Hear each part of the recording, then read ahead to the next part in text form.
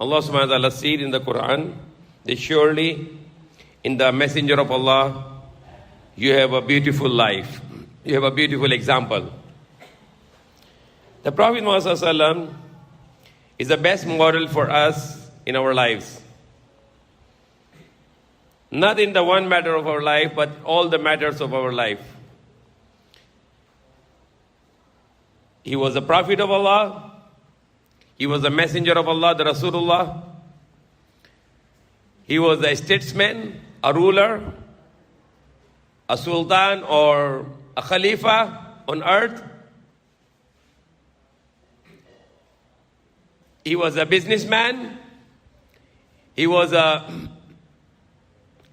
good child when he was a child, and he was a good young man, and he was a good husband, and he was a good son, and he was a good brother to his companions, and he was a good neighbor. He was a good colleague. He was a good companion. Whatever field of the life we can pass through, he can give the perfect example of it.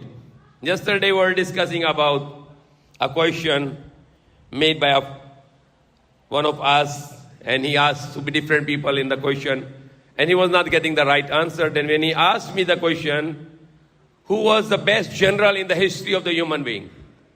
Or who was the best military commander in the human being history? And he was not getting answer from others.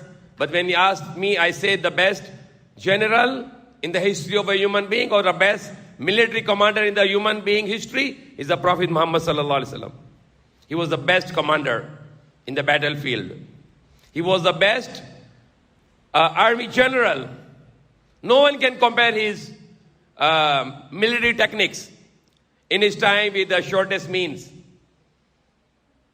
In perfect way, he made the waging a war for the justice.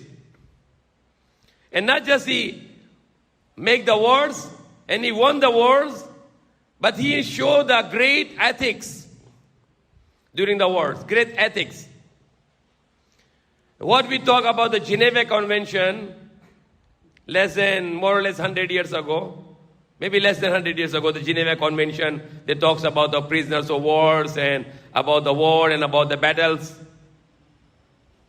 The better than the Geneva Convention, Prophet Muhammad made a charter for the army during the war.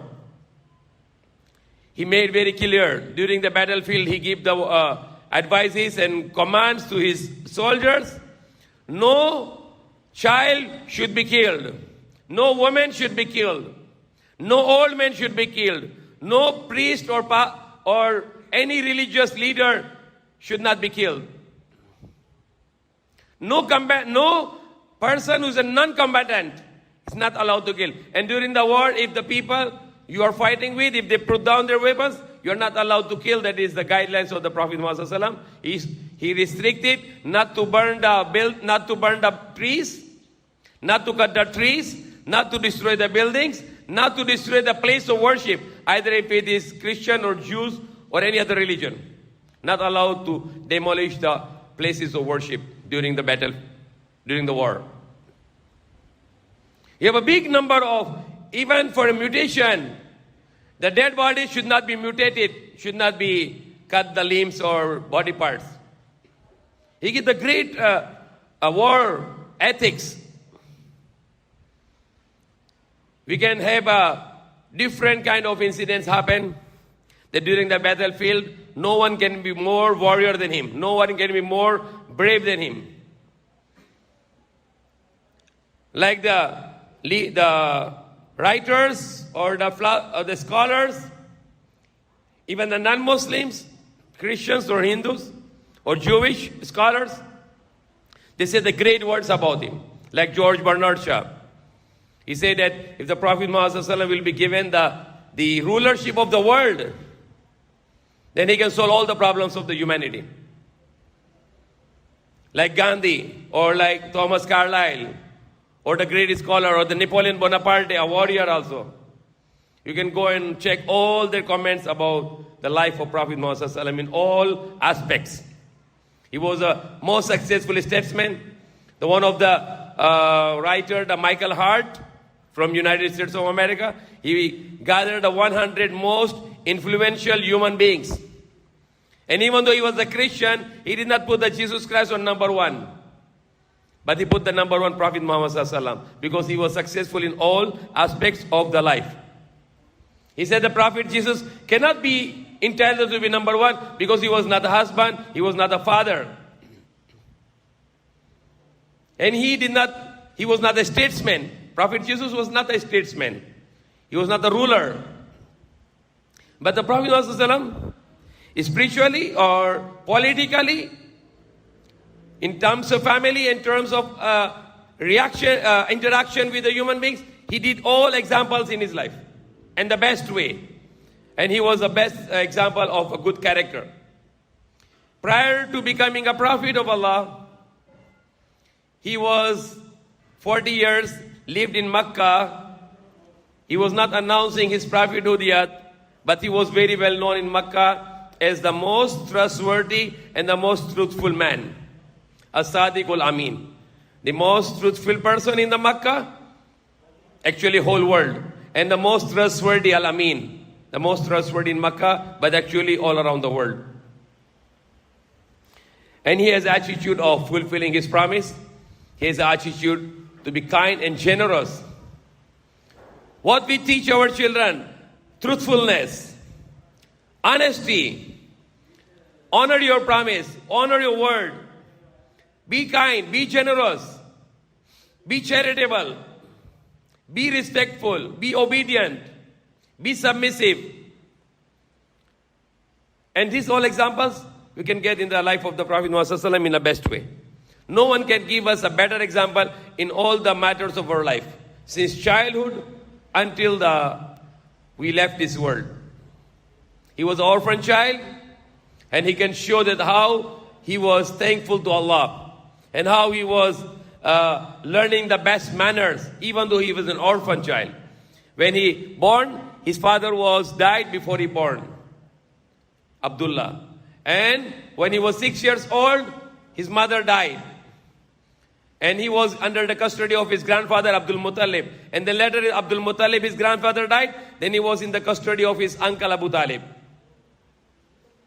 And in this young age, he started to take care of the sheep of his uncle. He became a shepherd in very young age. And he was kind, and he was very helpful to the people, to the widows, to the orphans, and to everyone. He tried his best to be the best person. So while he was still growing up, he became a shepherd.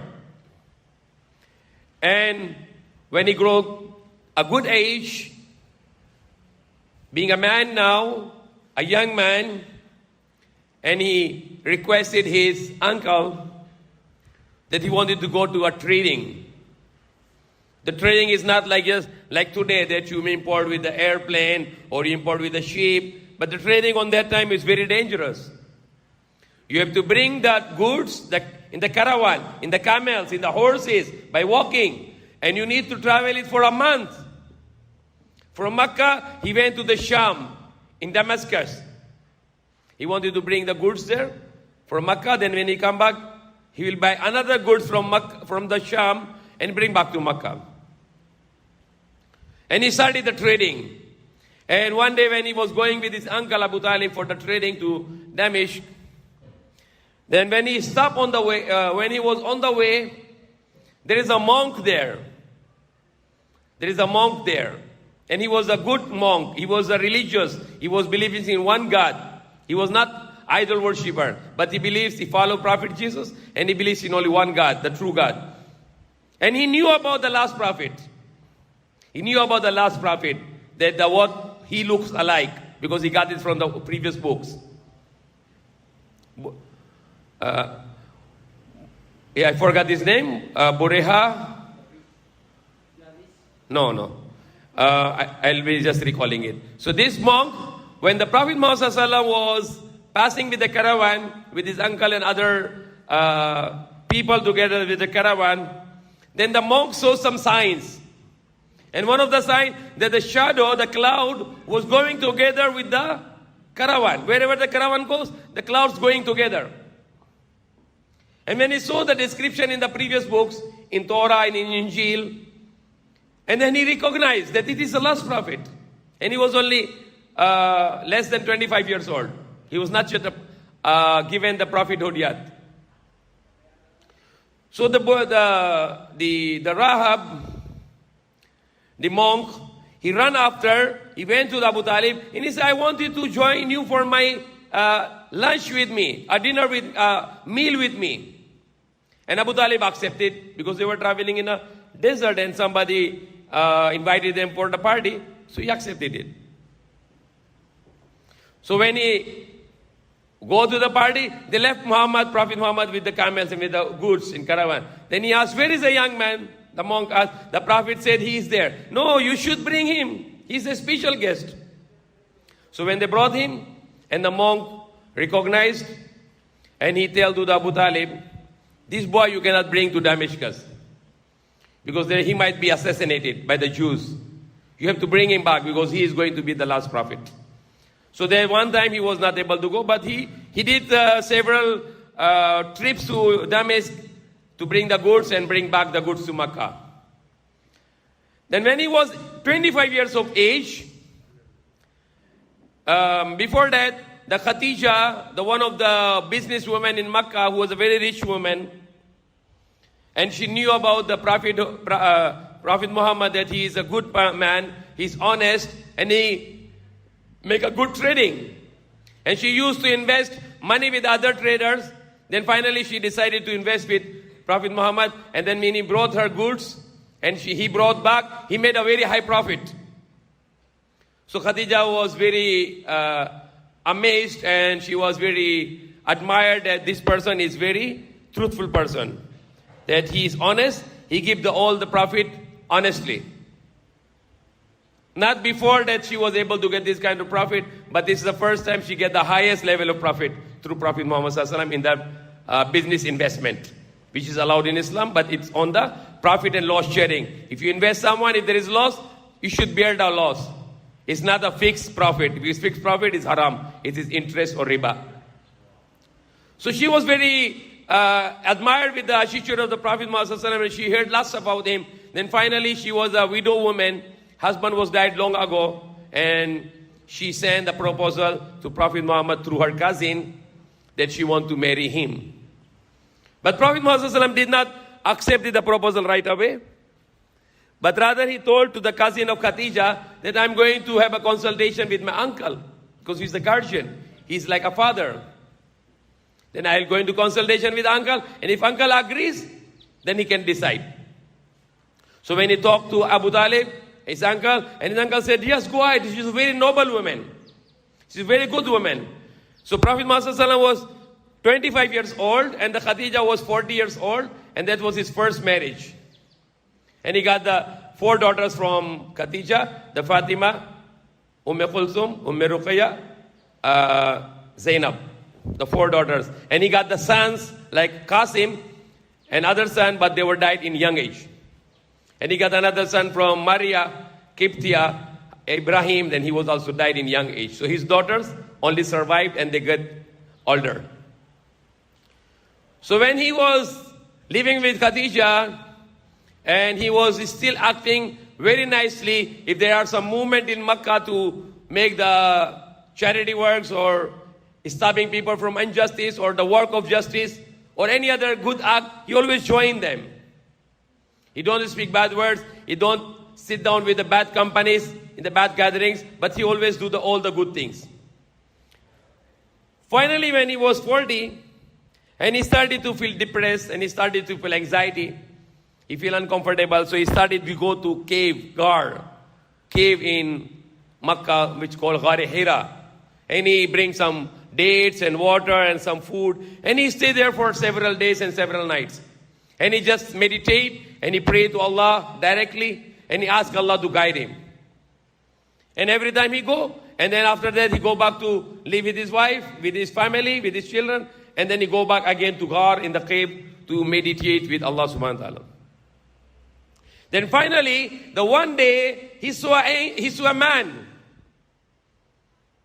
Because this was not a man, but it was an angel. He saw a man, And that man approached him in the cave, and it was a night, and it was a night of Al-Qadr, Laylatul Qadr. It was Ramadan. And the angel said to Prophet Muhammad, Iqra, read. Because Iqra means read, recite, proclaim. And the Prophet Muhammad answered, Ma ana biqari, I don't know how to read. And that man, he squeezed him very hardly. Prophet doesn't know there's the angel Jibreel, but he come in a human shape. And then he squeezed him, that the Prophet feel the pain in his chest. And why is he squeezing? Because angel is a light, so he's transferring the light to his heart. So he squeezed him, and the angel said again, Iqra, read. And the Prophet replied, Ma ana biqari, because he never go to learn, read and write, because he was orphan, he was not able to get education. But Allah still make him the most educated through his wahi, through his revelation. So angel squeezed him again, and he feel very pain. Then he released him, and he said, Iqra, read, recite. And the Prophet again said, Ma ana biqari, I don't know how to read. And then he squeezed him the third time, and it was very, very painful. He feel his chest, his ribs and his chest is very painful. And now Prophet Muhammad realized that that person want him to read, to just follow him. So when after the third squeeze, then he said, Iqra. The Prophet said, Iqra, read. And then he said, Iqra bismi rabbika alladhi khalaq. Read in the name of your Lord who created. Read in the name of your Lord who created. Khalaq al-insana min alaq. He created man from the alaq. And it's a beautiful word, alaq. According to the Professor Keith Moore, one of the great doctor of anatomy, he said the alaqa has a three meaning, and modern science and perfectly, according to Quran, is a perfect word used by the Quran. Alaqa means is something muallaq. Muallaq means hanging or suspended. Hanging in the wall of the uterus. The initial stage of embryo is hung on the wall of the uterus. So perfectly alaq. And alaqa means a substance look like a leech. A worm, a leech, and the initial embryo stages look like a leech. And not just look like a leech, it's act like a leech, because that embryo has to suck the blood from the wall of the uterus or the womb of the mother. And the leech does the same. When it goes to your skin, suck the blood. And the third meaning of alaqa is a substance look like a blood clot. And the initial stage of embryo is also look like a blood clot. So perfectly, word mentioned in the initial revelation of the Quran, that Allah created man from the alaq, which is the initial stage of the embryo. And the angels goes on, خَلَقَ الْإِنسَانَ مِنْ أَلَقٍ اقْرَأْ وَرَبُّكَ الْأَكْرَمُ. Read, and your Lord is most generous. Read, and your Lord is the most generous.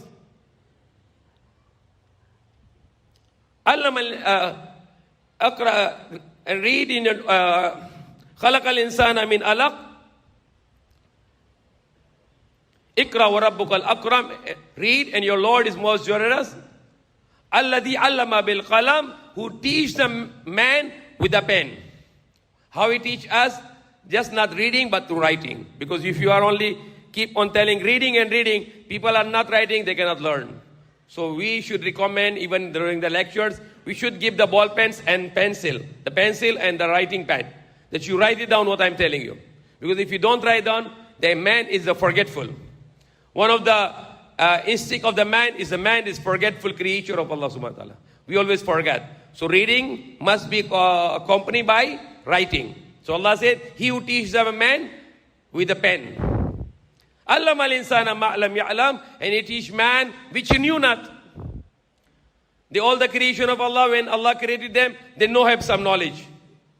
The goat or the chicken or the bird, when they come out, they immediately fly. The bird fly immediately. After some time, learn how to fly. The goat comes out from the womb of the mother, the goat is walking immediately. How to walk, no already. The cow, when born the child is walking in a while. But the human child doesn't know anything. Because Allah said, he knew not. Allah said, Allah created man, he knew nothing. So Allah bring us in this world without knowledge, but he has a one knowledge in the heart, which is, La ilaha illallah, there is no God except Allah. It's already implanted in our hearts. So Allah said, "Allama al-insana ma lam ya'lam." So now the Prophet Muhammad is scared.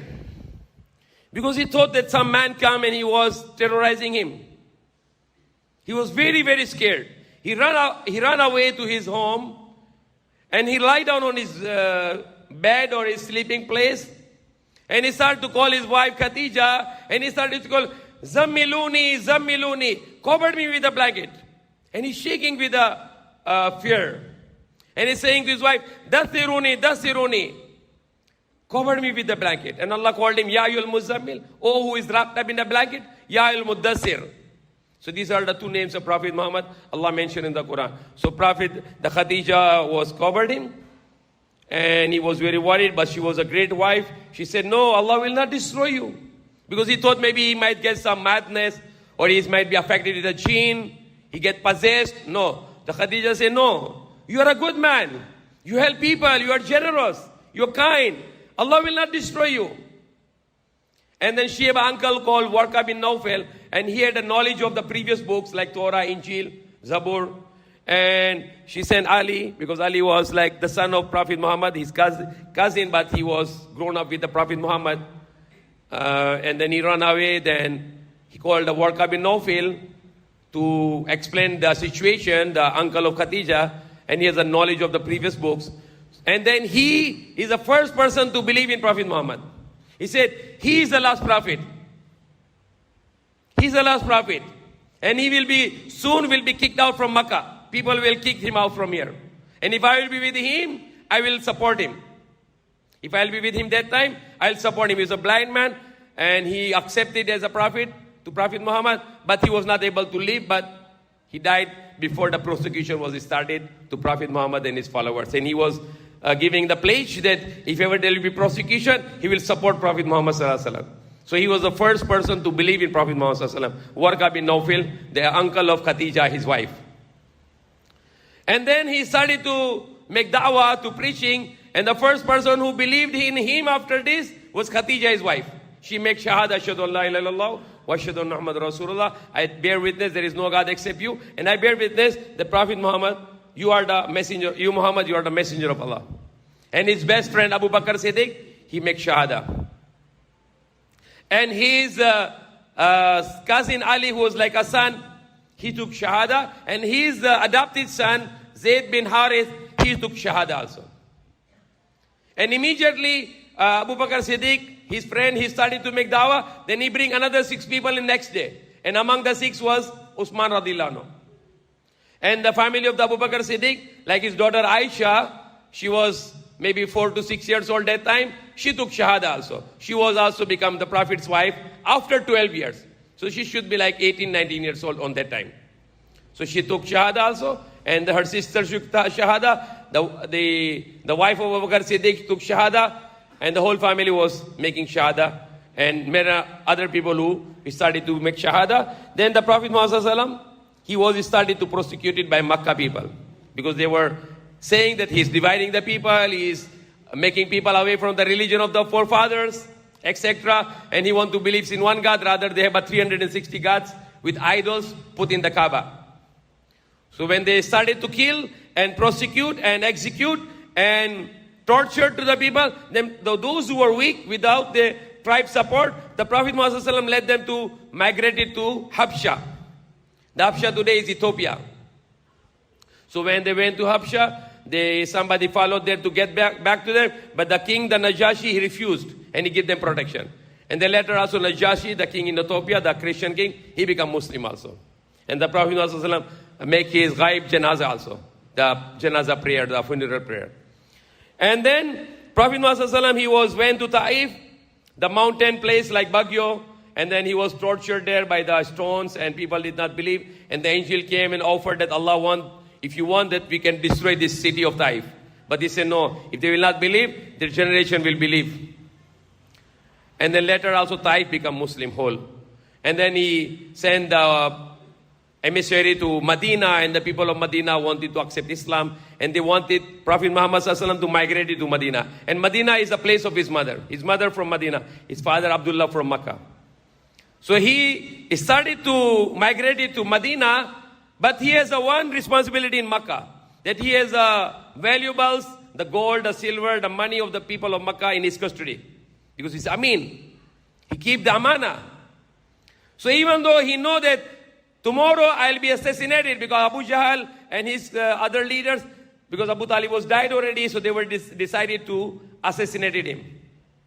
It was after the 3 years of sanction. They were living in a valley without food and water, and they were survived for these 3 years with anything they have, leaves or the skin of the animal or whatever they can available. They survived for 3 years, but they did not give up their iman. And after, during that, Abu Talib was died, and he has no protection from the tribal leader, and then his wife died, and then he married to Aisha in Sauda, but Aisha was not started to live with him, and then after the hijrah, she started to live with him, and then when he migrated, he gave the authority to Ali that tomorrow morning you have to give all the amana to the people in Makkah, the money, the valuables,